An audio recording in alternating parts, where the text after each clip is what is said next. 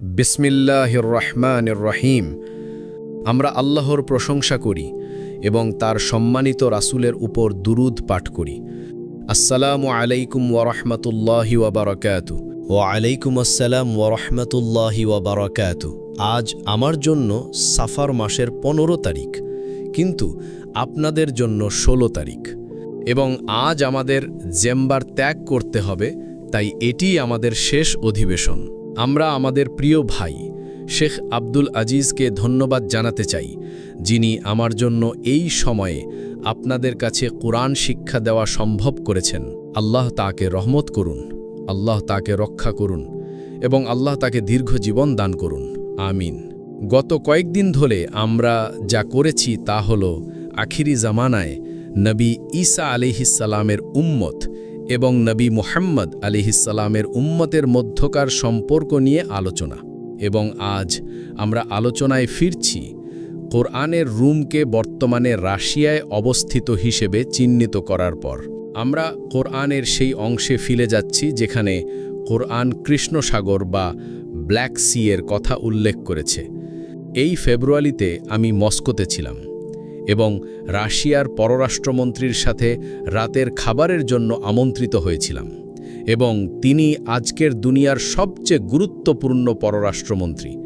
আর সেই রাতের খাবার 2 ঘন্টা ধরে চলেছিল, কিন্তু পুরো সময়টাই রাজনীতি আর অর্থনীতি নিয়ে আলোচনা হচ্ছিল, যতক্ষণ না আমি বাধা দিলাম। আমি বললাম, চলুন কোরআন নিয়ে কথা বলি এবং কোরআন রাশিয়া সম্পর্কে কি বলে। তখন পররাষ্ট্রমন্ত্রী খুব আগ্রহী হলেন এবং তিনি খুব অবাক হয়েছিলেন যখন আমি তাকে বললাম যে কৃষ্ণ সাগর বা ব্ল্যাক সি এর কথা কোরআনে উল্লেখ আছে। তিনি এটা জানতেন না, এবং কোরআনে কৃষ্ণ সাগরের উল্লেখটি আমাদেরকে গগ ও মাগগ অর্থাৎ ইয়াজুজ ও মাজুজের দিকে নিয়ে যায়। এবং পররাষ্ট্রমন্ত্রী আমাকে খুব অকপটে বলেছিলেন যে গগ ও মাগগের বিষয়টি সম্পর্কে তার কোনো জ্ঞান নেই। আমাদের আলোচনার শেষে তিনি আমাকে একটি নথি লিখতে বললেন যে কোরআন রাশিয়া সম্পর্কে কি বলে এবং নবী মুহাম্মদ আলাইহিসসালাম রাশিয়া সম্পর্কে কি বলেছেন। তখন আমি একটি বই লেখার সিদ্ধান্ত নিলাম। বইটির শিরোনাম হল দ্য কোরআন অ্যান্ড রাশিয়াস ডেস্টিনি, বা কোরআন এবং রাশিয়ার নিয়তি। বইটি প্রায় শেষ, কিন্তু জেম্বারের লোকেরা আমাকে এত ব্যস্ত রেখেছিল যে জেম্বারে থাকাকালীন আমি কিছুই লিখতে পারিনি। আর সেই বইতে কৃষ্ণ সাগর নিয়ে একটি অধ্যায় আছে, আর সেটাই আমাদের আজকের আলোচনার বিষয়। কুরাইশরা জানত না কিভাবে নির্ণয় করতে যে নবী মুহাম্মদ আলাইহিসসালাম সত্যিই আল্লাহর নবী কিনা। তারা জানত যে তিনি একজন অত্যন্ত সত্যবাদী মানুষ, এবং তাকে তারা আল আমিন বা বিশ্বস্ত উপাধি দিয়েছিল। তাই তারা ইয়েসরিবের বর্তমান মদিনার ইহুদি রাব্বাইদের কাছে একটি প্রতিনিধি দল পাঠানোর সিদ্ধান্ত নিল। রাব্বাইরা তাদের 3টি প্রশ্ন করতে বললেন, যার উত্তর কেবল একজন নবীই দিতে পারবেন। ইন্দোনেশিয়ার প্রেসিডেন্ট এর উত্তর দিতে পারবেন না, মালয়েশিয়ার রাজাও এর উত্তর দিতে পারবেন না, কেবল একজন নবী এর উত্তর দিতে পারেন। একটি প্রশ্ন ছিল সেই মহান ভ্রমণকারী সম্পর্কে যিনি পৃথিবীর 2 প্রান্তে ভ্রমণ করেছিলেন, আর আল্লাহ সেই প্রশ্নের উত্তর নাজিল করলেন, এবং সেই উত্তর কোরআনের সূরা আল কাহফে পাওয়া যায়। এবং কোরআনে এর উত্তর শুরু হয়েছে এই প্রশ্ন দিয়ে, ওয়ায়াসআলুনাকা আন যিল করনাইন, অর্থাৎ এবং তারা আপনাকে যুলকরনাইন সম্পর্কে প্রশ্ন করে। এটি একটি অত্যন্ত গুরুত্বপূর্ণ বক্তব্য। আমাদের এক মুহূর্তের জন্য থেমে খুঁজে বের করতে হবে কেন আল্লাহ সেই মহান ভ্রমণকারীকে যুলকরনাইন বলে বর্ণনা করেছেন। যুলকরনাইনের অর্থ কি? আমি চাই না আপনারা এই প্রশ্নের উত্তর দিন, আমি চাই কোরআন এই প্রশ্নের উত্তর দিক। করণ শব্দটির 2টি অর্থ আছে। করণের একটি অর্থ হল শিং, তাই যুলকরনাইনের অর্থ হবে এমন কেউ যার 2টি শিং আছে, যেমন একটি ছাগলের 2টি শিং থাকে। কিন্তু কর্ণ এর আরেকটি অর্থ হলো একটি প্রজন্ম, একটি জনগোষ্ঠী, একটি যুগ, এবং তখন যুলকারনাইনের অর্থ হবে এমন কেউ যিনি ইতিহাসে 2 বার প্রভাব ফেলেন। তাহলে কোনটি সঠিক? কোরআনে কর্ণ শব্দটি শিং অর্থে কখনোই ব্যবহার করা হয়নি। কোরআন কর্ণ শব্দটি 1 ডজনেরও বেশি বার ব্যবহার করেছে, এবং সব সময় তা একটি জনগোষ্ঠী, একটি প্রজন্ম, একটি যুগ বোঝাতে ব্যবহৃত হয়েছে। আর তাই একজন সঠিক পথপ্রাপ্ত ব্যক্তি এই সিদ্ধান্তে আসবেন যে জুলকারনাইন হলেন এমন কেউ যিনি ইতিহাসে 2 বার প্রভাব ফেলেন। এটা বোঝা প্রয়োজন যে জুলকারনাইন শুধু ইতিহাসের কোনো ব্যক্তি নন, বরং তিনি খিজির আলাইহিসসালামের মতো একজন ঊর্ধ্ব জগতের সত্তা। এবং আল্লাহ জুলকারনাইনের পৃথিবীর 2 প্রান্তে ভ্রমণের বর্ণনা দিয়েছেন। যখন তিনি সূর্যাস্তের দিকে অর্থাৎ পশ্চিমে ভ্রমণ করছিলেন, তখন তিনি এমন একটি জলাশয়ের কাছে পৌঁছালেন যাকে কুরআন আইনুন হামিয়াহ বলে বর্ণনা করেছে, এমন একটি জলাশয় যেটা ছিল কালো এবং ঘোলা। আমরা কি এই জলাশয়টিকে শনাক্ত করতে পারি? হ্যাঁ, আমরা পারি, কারণ সূরা আল কাফ আমাদের এই গল্পের ভূগোল সম্পর্কে ধারণা দেয়। পৃথিবীর 2 প্রান্তে ভ্রমণ করার পর তিনি তৃতীয় একটি যাত্রা করেন এবং পাহাড়ের মাঝখানের একটি গিরিপথে পৌঁছান। আর কৃষ্ণ সাগর ও কাস্পিয়ান সাগরের মাঝে ককেশস পর্বতমালা অবস্থিত।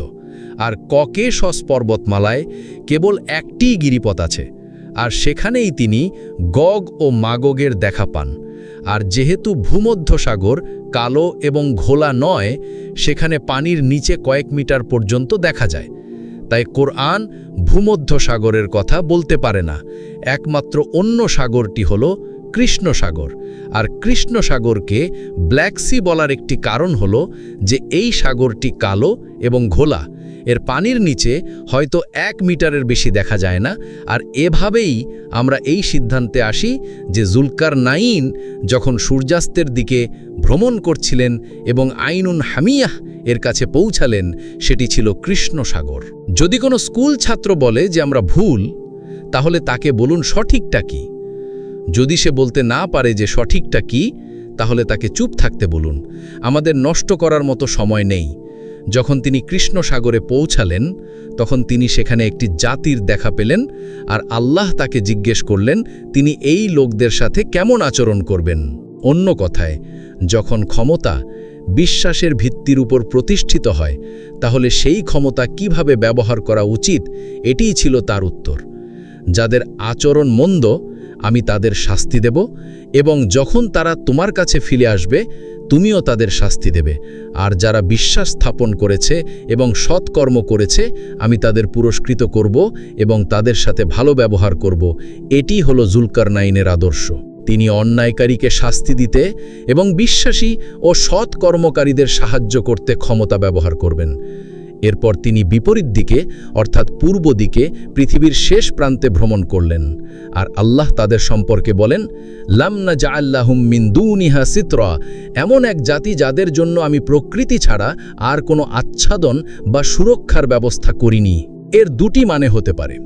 হয়তো এরা একটি আদিম জাতি যারা একটি আদিম জীবন যাপন করত, এবং তার মধ্যে সেই সহানুভূতি এবং সুবিবেচনা ছিল যে তিনি তাদের সেভাবেই জীবনযাপন করতে দিয়েছেন। অথবা এর দ্বিতীয় একটি ব্যাখ্যাও আছে যে এরা এমন এক জাতি যারা ইতিহাসে ক্রমাগত কষ্ট ভোগ করবে, আর জুলকারনাইন তাদের এই অবস্থা পরিবর্তন করতে পারেননি। এটা তাদের ভাগ্যে লেখা ছিল যে তারা কষ্ট ভোগ করবে, এবং তিনি তা পরিবর্তন করতে পারেননি। আর আল্লাহই ভালো জানেন। তারপর জুলকারনাইন তৃতীয় একটি দিকে ভ্রমণ করলেন, পাহাড়ের মধ্যবর্তী একটি গিরিপথে। আর কৃষ্ণ সাগর ও কাস্পিয়ান সাগরের মাঝে ককেশস পর্বতমালা অবস্থিত। আর ককেশস পর্বতমালায় কেবল একটিই গিরিপথ আছে। আর সেখানেই তিনি এমন এক জাতির দেখা পেলেন যারা তাকে বললেন, হে জুলকারনাইন, আমরা আপনার সাহায্য চাই। গগ ও মাগগ খুবই দুষ্ট। আমরা আপনাকে অর্থ দিতে প্রস্তুত। আপনি কি একটি প্রাচীর নির্মাণ করে তাদের আটকে দেবেন? কারণ তারা পাহাড়ের অন্য দিকে আছে। জুলকারনাইনের বলা উচিত ছিল যে আমার কোনো প্রাচীর তৈরি করার দরকার নেই, আমার কাছে ক্ষমতা আছে। আমি সেখানে গিয়ে তাদের এমন শিক্ষা দেব যে তারা আর কখনো তোমাদের বিরক্ত করবে না। কারণ আল্লাহ তাকে সেই ক্ষমতা দিয়েছিলেন, কিন্তু তিনি তা করেননি। কেন তিনি প্রাচীর নির্মাণ করতে রাজি হলেন? কারণ আল্লাহ সহিহ মুসলিমের একটি হাদিস কুদসিতে বলেছেন, আমি আমার কিছু সৃষ্টি তৈরি করেছি যারা এত শক্তিশালী যে আমি ছাড়া আর কেউ তাদের ধ্বংস করতে পারবে না। সুতরাং জুলকারনাইন তাদের ধ্বংস করতে পারবেন না। সাদ্দাম হোসেনও তাদের ধ্বংস করতে পারবেন না। হামাসও তাদের ধ্বংস করতে পারবে না। তাই তিনি প্রাচীরটি তৈরি করলেন, এবং যখন তিনি প্রাচীরটি তৈরি করলেন, তিনি বললেন এটি আল্লাহর পক্ষ থেকে রহমত। কিন্তু যখন আল্লাহ চাইবেন, তিনি এই প্রাচীরটি ভেঙে দেবেন এবং তারা মুক্তি পাবে। আর যখন তারা মুক্তি পাবে, ওয়া তারাকনা বাদহুম ইয়াউমাইজিন ইয়ামুজু ফি বাদ ওয়া নুফিখা ফি সূরি ফাজামানাহুম জামা। যখন তাদের মুক্তি দেওয়া হবে, তারা ঢেউয়ের পরে ঢেউয়ের মতো আসবে, অত্যাচার, মন্দ এবং দুর্নীতির ঢেউ। আর আল্লাহ গগ ও মাগুগকে একটি বিশ্ব সমাজ তৈরি করতে ব্যবহার করবেন। পৃথিবীর সমস্ত মানবজাতি গগ ও মাগুগের অনুসরণ করবে। আমি একে বলি ব্লু জিন্স জামাত। আর তারপর যখন সমস্ত মানবজাতিকে একটি বিশ্ব সমাজ একত্রিত করা হবে, আল্লাহ তখন বলেন প্রতি 1000 জনের মধ্যে 999 জন জাহান্নামে যাবে। নবী মুহাম্মদ সাল্লাল্লাহু আলাইহি ওয়াসাল্লাম কথা বলছেন, প্রতি 1000 জনের মধ্যে 999 জন হবে আহলু ইয়াজুজ ওয়া মাজুজ, অর্থাৎ গগ ও মাগুগের লোক। মাত্র 1000 জনের মধ্যে একজন সত্যের অনুসরণ করবে। তাহলে আল্লাহ কখন সেই প্রাচীরটি ভেঙে দেবেন? নবী মুহাম্মদ আলাইহিস সালাম তার স্ত্রী জাইনাব রাদিয়াল্লাহু তাআলা আনহার ঘরে ঘুমিয়েছিলেন। আর তিনি একটি স্বপ্ন বা রুইয়া দেখলেন এবং স্বপ্নে তিনি ভয়ঙ্কর কিছু দেখলেন। আর তিনি ঘুম থেকে জেগে উঠলেন এবং তার চেহারা লাল হয়ে গিয়েছিল। আর তিনি বললেন, ওয়াইলুল লিল আরব মিন শাররিন কাদ ইকতাবারাহা, আরবদের জন্য ধ্বংস সেই মন্দের কারণে যা এখন নিকটবর্তী। সুতরাং গগ ও মাগুগের পৃথিবীতে মুক্তি নবী মুহাম্মদ আলাইহিস সালামের জীবদ্দশাতেই শুরু হয়েছিল। এবং যখন তারা মুক্তি পাবে, তারা সমস্ত মানবজাতিকে কলুষিত করবে। আর তারা পৃথিবীর পানিকে দূষিত করবে। তারা একটি নদীর পাশ দিয়ে যাবে এবং তা পান করে শুকিয়ে ফেলবে। আর এখন প্রায় আমাদের সবাই গগ ও মাগুগের উজু করছি। গগ ও মাগুগের উজু কি? সাবধান, সাবধান, সাবধান! আপনারা উজুতে কত পানি ব্যবহার করেন? আমি আপনাদের সতর্ক করছি, কারণ উজুতে পানি ব্যবহারের একটি সীমা আছে। নবী সাল্লাল্লাহু আলাইহি ওয়াসাল্লাম 1 মুদ পানি ব্যবহার করতেন, আর এটাতে 1 মুদের চেয়েও বেশি আছে। আমার দায়িত্ব হলো আপনাদের সতর্ক করা যে আজকাল আমাদের প্রায় সবাই গগ ও মাগুগের উজু করছি, আর আমাদের উজু কলুষিত হয়েছে। এখন আপনাদেরই সিদ্ধান্ত নিতে হবে আপনারা কতটুকু পানি ব্যবহার করবেন।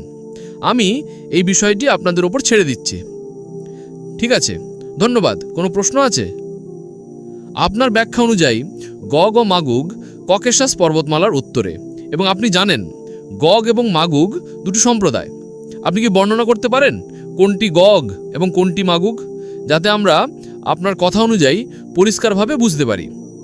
গগ ও মাগুগ উভয়ই ফাসাদ করে, তাই তাদের উভয়েরই একই ধরনের পদচিহ্ন রয়েছে।